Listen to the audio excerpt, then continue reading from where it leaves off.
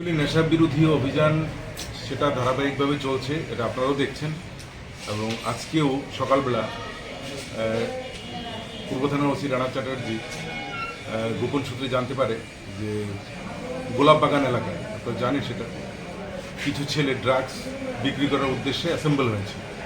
তো সেই অনুযায়ী রানা চ্যাটার্জির সঙ্গে সমরেশ, তারপর সৈকত দেব এবং মহিলা সাব ইন্সপেক্টর কমলা মুরাশি এবং অন্যান্য স্টাফ একটা টিম সঙ্গে প্লেন ক্লথেও ছিল। ওইখানে গিয়ে রেড করার পর 4 জনকে ধরতে পারে এবং ওদের সাথে বাইকও ছিল।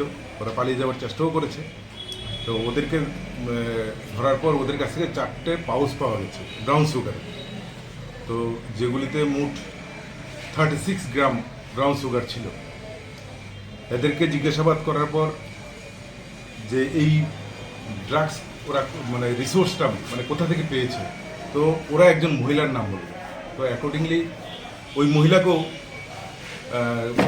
মহিলার দোকান আছে এই শহরের প্রাণকেন্দ্রিক, ছোটোখাটো একটা দোকান নিয়ে বসে, কিন্তু বেসিক্যালি ড্রাগসেরই ব্যবসা করে। ওই মহিলাকেও আটকানো হয়। ওর কাছ থেকে 95 ছোটো কন্টেনার ব্রাউন সুগারের পাওয়া যায় এবং ক্যাশ টাকা 16,000 পাওয়া যায়।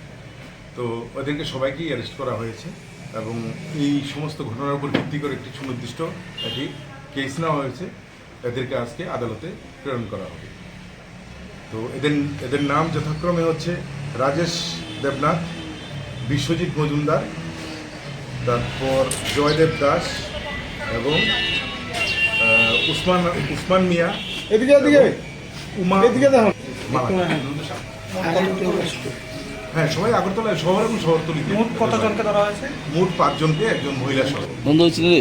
আর এর মধ্যে আমরা 2-3 জন যারা পালিয়ে গেছে, তো এদেরকেও আমরা শনাক্ত করতে পেরেছি। ওদেরকে জিজ্ঞাসাবাদ করে এদেরকেও অ্যারেস্ট করা হবে। যে মহিলাকে আটক করা হয়েছে, মহিলার বিরুদ্ধে আগে কোনো এরকম মামলা? না, সেটা নেই, এখন পর্যন্ত নেই। কিন্তু তারপরে আমরা দেখছি যে মহিলা এই ব্যবসার সাথে কবে থেকে জড়িত। এমনিতে তো চায়ের একটা ছোটখাটো দোকান নিয়ে বসে আছে। এরা ঘুরে ঘুরে বিক্রি করে। সবাই আমাদের মধ্যে 5 বাইক একসাথে ছিল। ওরা নিশ্চয়ই সেই ছেড়ে দিল। আর স্কুল কলেজ তো আগে এগুলির দিকে আমরা ইদানিংকালে আমরা অ্যাকচুয়ালি স্কুল কলেজগুলির উপরে বেশি নজরদারি করেছি, তাই এরা অন্যান্য জায়গাগুলিকেও বেছে ওরা ব্যবসাটাকে এইভাবেই করে। মহিলা পেয়েছেন বলতে গেলে, তো এরকম এই সমস্ত বিজনেস বা এই ধরনের র্যাকেটের ক্ষেত্রে কোনো জেন্ডার ফ্যাক্টর করে না, ছেলে মেয়ে কোনো ফ্যাক্টর। পয়সা রোজগারের জন্য এরা সফল। আমাদের কাজ হচ্ছে ওদেরকে আটকানো এবং আমরা সেইভাবেই প্রতিটা পদক্ষেপ নিচ্ছি এবং আশা করি আমরা এই ধরনের মানুষগুলিকে অ্যারেস্ট করে আমাদের সোসাইটিটাকে, শহরটাকে।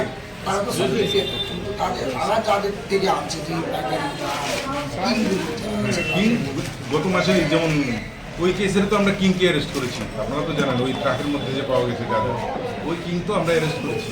তারপর আরও অ্যারেস্ট হবে এবং মানে মেইন যে বিক্রেতা, মেইন যে সাপ্লায়ার, তাদের বয়সটা কীরকম? সবার বয়স অ্যাভারেজ 25 থেকে 30-এর মধ্যে। কী কারণে, কেন তারা এই বয়সের যুবকরা মানে এই ব্রাউন সুগার বিক্রি দেবে? পয়সা রোজগারই হচ্ছে মুখ্য ব্যাপার। কারণ কাজের তো কোনো অভাব নেই, কাজ তো প্রচুর আছে। কাজ